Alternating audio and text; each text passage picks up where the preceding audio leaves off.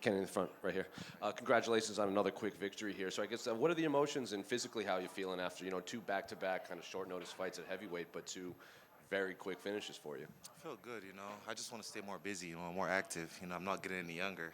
So I do want to have a kid by next year, by God's grace, and I just want to stay busy. Obviously, the finish came with that. It was one of the hooks that you threw. When he was Yes. throwing, he was kind of leaving his Yes. face wide over there. And we've talked to you in the past, and these are things that you've picked up on Yes. in camp. So is that something you knew you could take advantage of? For sure. It's just watching people's tendencies and, studying tape more. I usually study tape, but now I've added more hours to it, studying tape, seeing their tendencies, their patterns, and their flaws, and try to capitalize on it. When we spoke to you in Abu Dhabi, you said, it's going to take some time to kind of put on For size sure. and mass because at the time I think you still felt like just a light heavyweight that wasn't Yeah. cutting weight. So could you feel any difference? I know it was still October to December, but did you feel any different in there? Yeah, I did feel different. I've been up in my strength and conditioning and more dialing in on strength. Conditioning have never been actually a thing for me. I always had cardio, so I just had to work on my strength training, just gaining more muscle mass.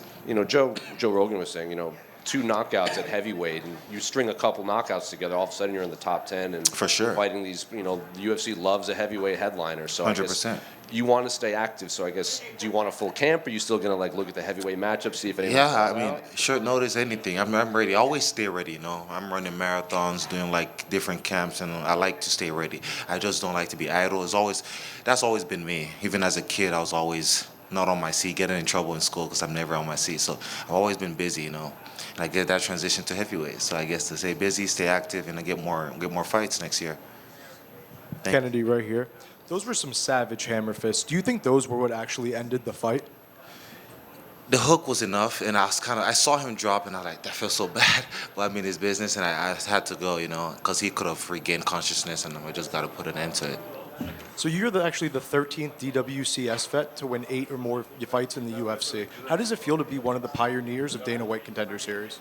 It's good, I guess it's good, but we want that champ status, Just keep learning, slow progression, not fast success. Kennedy, how does Coach Saif Saud keep you grounded and focused in terms of life? I started with him, so I've always been grounded by him. He's always been a huge mentor of mine, and I started there, so we work hard. The discipline has always been there. The ethic has always been there. I just needed striking. And that's where I met Coach Stephen Wright, and I've been dialing in on my striking, and also Coach Rafael from Rio BJJ. Also been working on my jiu-jitsu more. So Coach Safe has always been there. He's always going to mend and merge everything together, and we're going to get there very soon. Last question for me. I saw you got a boba tea protein supplement sent to you. How was it? Could you tell us more about it? Oh yeah, it was good, but for some reason I just don't like supplements like that, so I just had to stop taking it. Yeah. Thank you. Any Hey, more Kennedy, questions? Yes. right back here. Is the plan now to stay at heavyweight? Yes, for sure. What do you like better about fighting at heavyweight than light heavyweight? Well, I don't get to torture my body, I don't get to damage my organs, and I stay healthy. Thank you so much. Kennedy right here again. Yes. Have you noticed any physical differences in your health since moving up to heavyweight? Oh, for sure, for sure. It's given me more time to heal, During fight week, cutting to light heavyweight, I vomit all the time, every single time, even when I do have a nutritionist. So the doctor said it's going to compromise my health on the long run. I better make that jump to heavyweight, so I did that. That's where it was all based on. So I feel good now. My body gets to heal now. I get to really showcase how good I am, and get to learn along the way.